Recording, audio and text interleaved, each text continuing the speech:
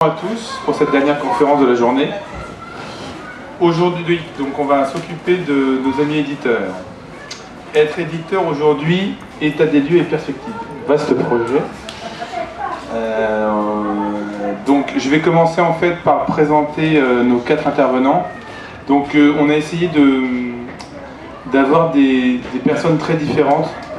Donc je vais commencer par des éditions L'Homme sans nom, qui fait partie de la nouvelle vague des, on appelle ça des, sans être péjoratif, des petits éditeurs. Donc nouveaux entrants sur le secteur, ils sont très jeunes. Ils ont publié jusqu'à maintenant 5 romans de qualité. Notamment la série Alamander que nous avons sélectionné pour le prix Révélation cette année, qui a été en finale. Donc c'est Dimitri Pavlovski, qui est ancien secrétaire des éditions Taifu Comics, si je ne me trompe pas, et donc qui a créé les éditions de L'Homme sans nom, il est en 2011, donc tout récemment.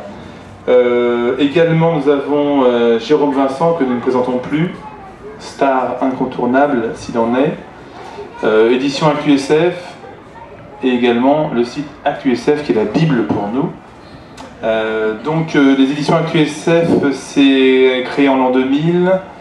Ils ont commencé vraiment à publier beaucoup de petites choses en 2003 et ça s'est accéléré en 2007, si je me souviens bien ce que Jérôme m'a dit tout à l'heure. La particularité étant que AQSF publie surtout des novellas, donc des textes courts à petit prix, ce que nos clients aiment beaucoup. Et alors, ils se sont ouverts, au début ils ont commencé en faisant beaucoup d'auteurs français et ils se sont ouverts très récemment aux auteurs étrangers avec la collection Perles d'épices. Voilà, en 2010. Ensuite, 2 poids lourds. Ça fait toujours plaisir. Donc des acteurs historiques du milieu. En premier lieu, Frédéric Weil, directeur général et cofondateur de Nemos. Donc il vient de l'univers du jeu de rôle à la base, il y a très très longtemps, quelques années. Donc c'est un cofondateur, parce qu'ils étaient 2 à la base. Son comparse séparé a créé Brajlon, quelques années après. Donc là pareil, beaucoup de fantasy, de la science-fiction et de l'Uchronie. Environ 2 livres sur 3 sont consacrés aux auteurs francophones. Alors nous on aime beaucoup Nemos, et La Talente, et AQSF et L'Homme sans nom. Mireille me regarde avec des yeux.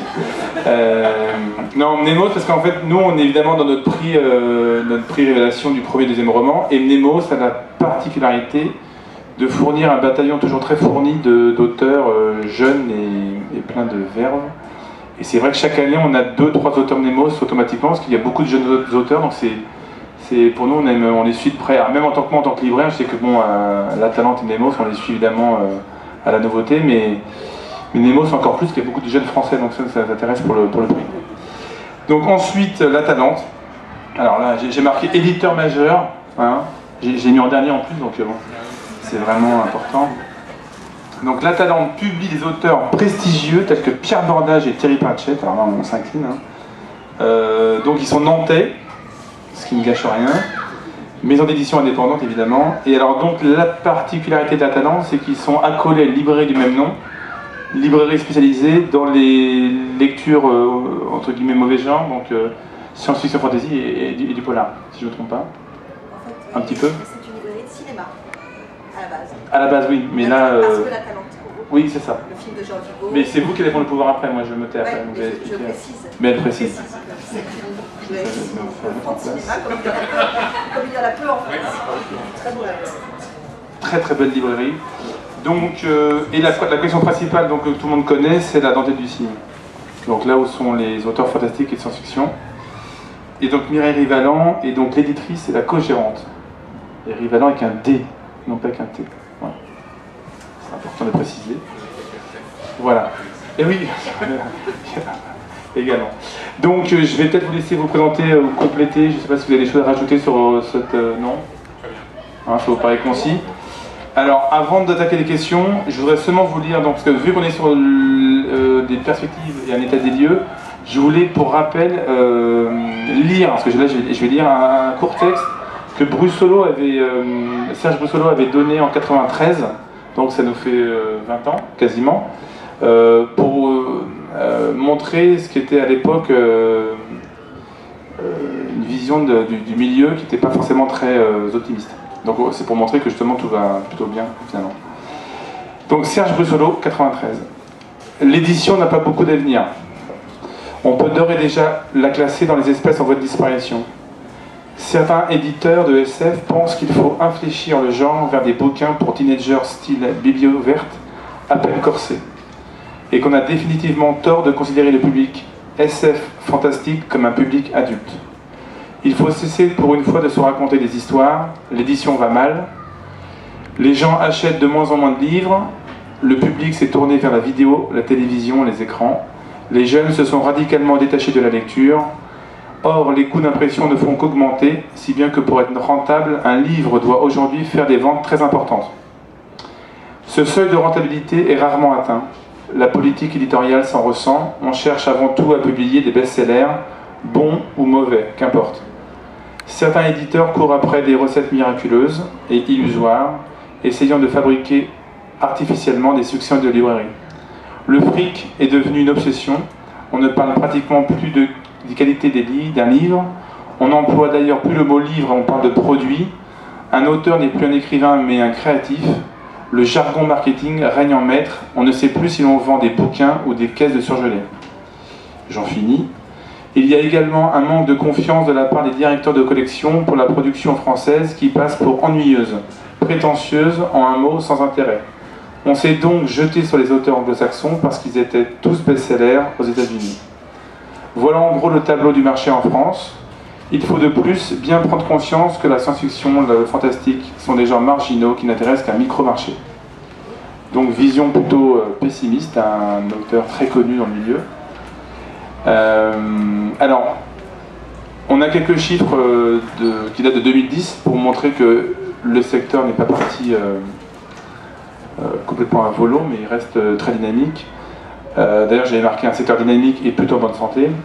Donc, le marché de la fantasy et de la science-fiction, pour faire court, avec la Beat League, le fantastique, c'est 862 nouveautés en 2010 et nouvelles éditions, 5,4 millions d'exemplaires vendus, ce qui est conséquent, et 55,8 millions d'euros de chiffre d'affaires. Donc ça c'est Ipsos qui le dit.